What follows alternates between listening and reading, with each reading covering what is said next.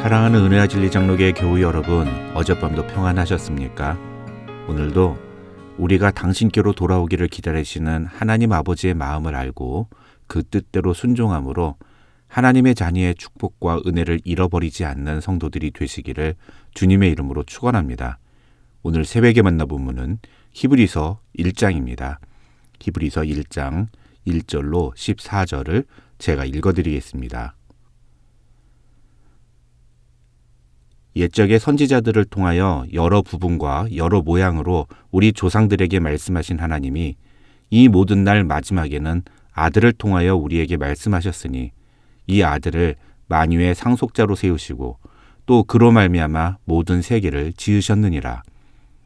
이는 하나님의 영광의 광채시요 그 본체의 형상이시라. 그의 능력의 말씀으로 만물을 붙드시며 죄를 정결하게 하는 일을 하시고 높은 곳에 계신 지극히 크신 이의 우편에 앉으셨느니라.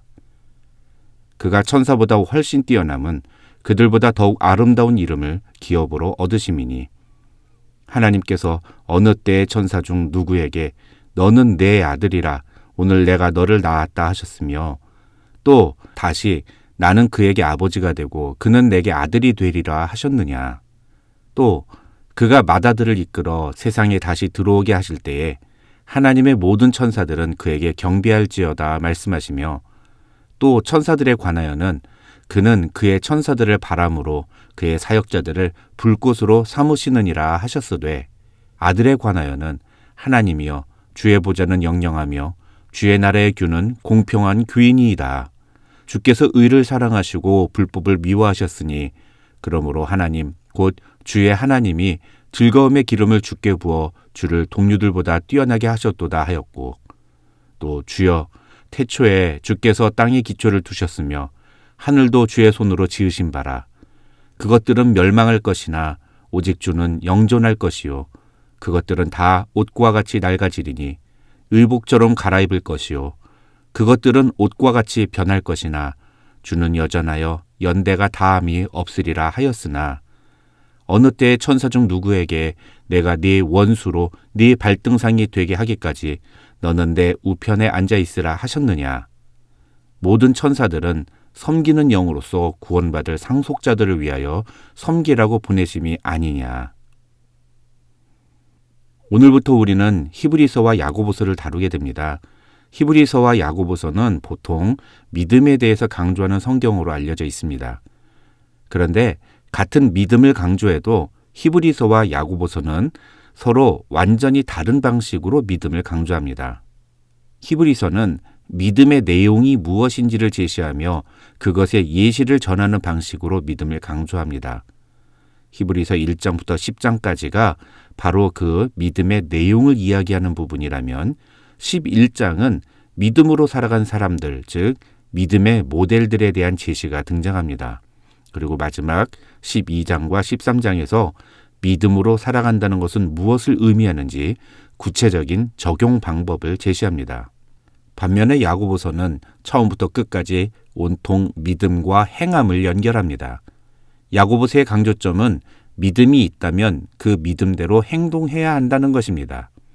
이렇게 히브리서와 야고보서가 서로 다른 방법으로 믿음에 대하여 강조하는 이유는 이 서신을 받게 될 수신자들이 처한 상황이 달랐기 때문입니다. 야고보서의 수신자인 흩어져 있는 유대인 그리스도인들은 자신이 사는 지역에서 대부분 믿음 때문에 핍박을 받는 상황에 놓여 있었습니다. 야고보 사도는 이런 유대인 그리스도인들에게 참다운 믿음을 가진다는 것은 무엇인지에 대해 강조하기 위해서 믿음과 행함의 관계를 강조한 것입니다.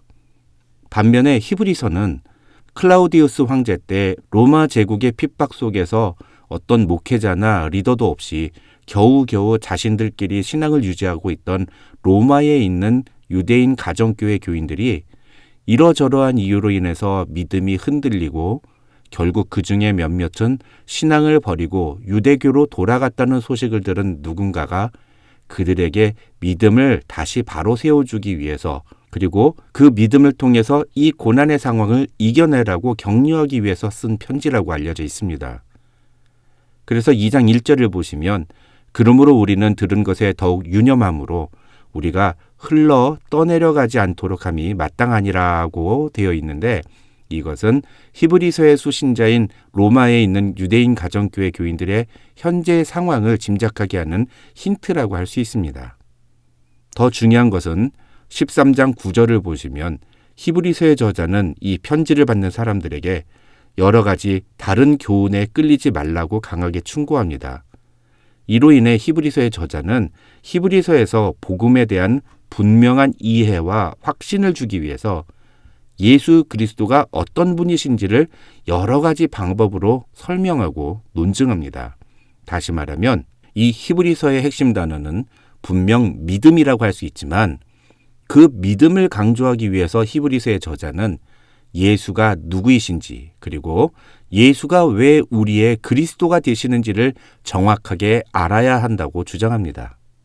히브리서의 수신자인 로마에 있는 유대인 가정교회 교인들, 앞으로는 이 사람들을 로마교회 교인이라고 부르겠습니다.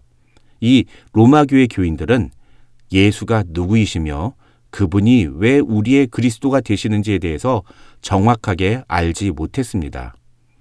5장 12절을 보시면 히브리서의 저자는 때가 오래되었으므로 너희가 마땅히 선생이 되었을 터인데 너희가 다시 하나님의 말씀의 초보에 대하여 누구에게 가르침을 받아야 할 처지라고 말합니다.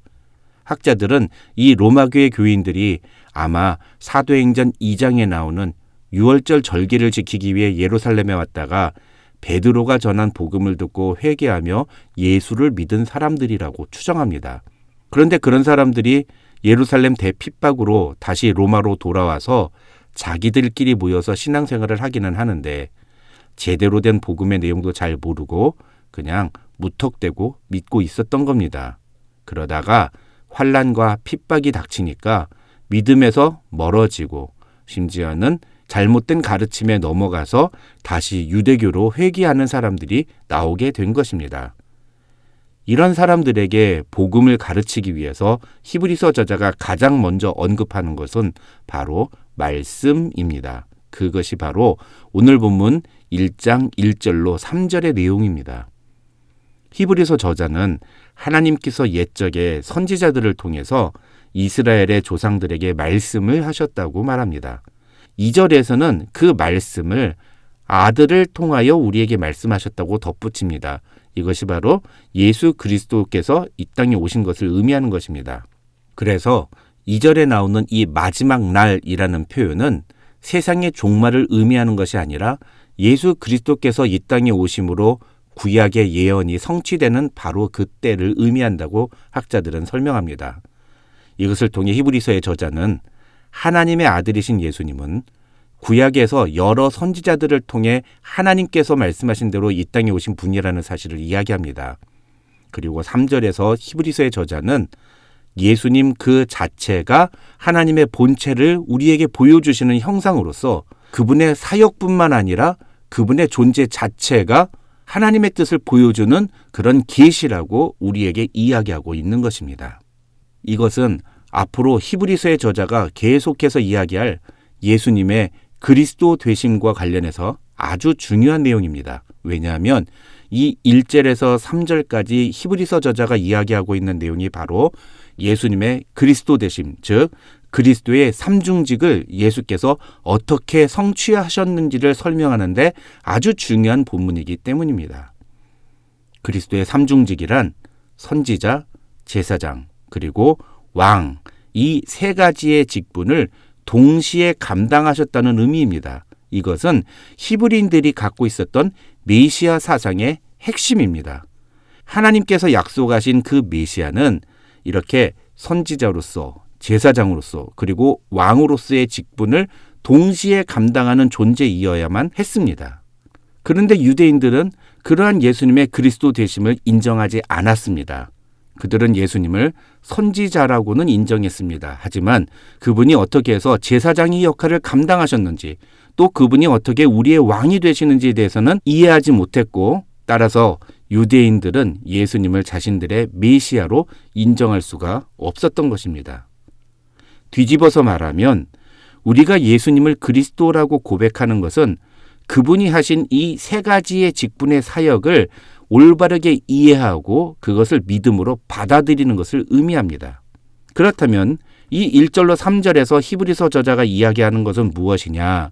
간단하게 말씀을 드리면 예수님은 하나님의 뜻을 우리에게 계시하시며 나아가 하나님의 영광스러운 본체 형상을 우리에게 보여주시는 사역을 감당하셨다는 것입니다. 이것은 그리스도의 삼중직 가운데 선지자직에 해당되는 내용입니다. 엄밀하게 말하면 예수님은 선지자, 즉 계시의 전달자가 아니라 계시 그 자체입니다. 3절에서 말하는 본체의 형상이라는 표현이 바로 그런 의미입니다. 그래서 우리가 예수 그리스도가 어떤 분이신지를 바로 알게 되면 하나님의 뜻을 알 수 있게 되고 또 우리의 믿음도 견고하게 서 있을 수 있는 것입니다. 왜냐하면 실체를 본 사람은 흔들리지 않을 수 있기 때문입니다. 그런데 문제는 이 편지의 수신자인 로마교회 교인들은 그렇게 예수 그리스도를 올바로 아는 것보다는 오히려 천사와 같은 영적인 존재에 대한 관심이 더 컸다는 것입니다. 4절부터 14절에서 히브리서 저자가 천사와 예수님을 비교하면서 예수님의 우월성에 대해서 이야기하고 있는 이유도 바로 그 때문입니다.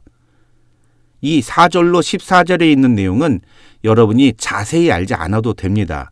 그냥 여기서 말하는 내용은 예수님은 천사보다 뛰어나신 분이며 천사들은 그런 예수님과 우리를 섬기라고 하나님이 보내주신 존재들이라고 이야기하고 있다는 것만 아시면 됩니다. 다시 말하면 우리가 진짜로 관심을 가져야 되는 것은 천사와 같은 영적인 존재들이 아니라 바로 예수 그리스도 그분이라는 것입니다. 신앙생활을 하면서 예수 그리스도가 누구이시며 그분이 우리를 위해 하신 일이 어떤 것인지를 정확하게 아는 일에는 별로 관심이 없으면서 무슨 신비한 영적인 체험에 대해서는 아주 관심이 많은 사람들이 많습니다. 오늘 본문인 히브리서 1장은 그런 신앙의 모습이 얼마나 어리석고 잘못된 것인지에 대해서 이야기하고 있는 것입니다. 예수 그리스도를 바르게 하려면 말씀에 집중해야 합니다. 말씀을 배우는 자리에 나와야 합니다. 예수 그리스도를 아는 것보다 더 우리가 관심을 기울여야 하는 것은 없습니다. 그것이 아무리 신비한 영적인 체험이라 할지라도 예수를 아는 일보다 더 우선돼서는 안 됩니다. 사랑하는 성도 여러분, 여러분은 다른 사람에게 예수님이 누구신지에 대해서 정확하게 설명할 수 있습니까? 그것도 어렵다고 하면서 어떻게 우리의 믿음도 자라나기를 바랄 수 있겠습니까?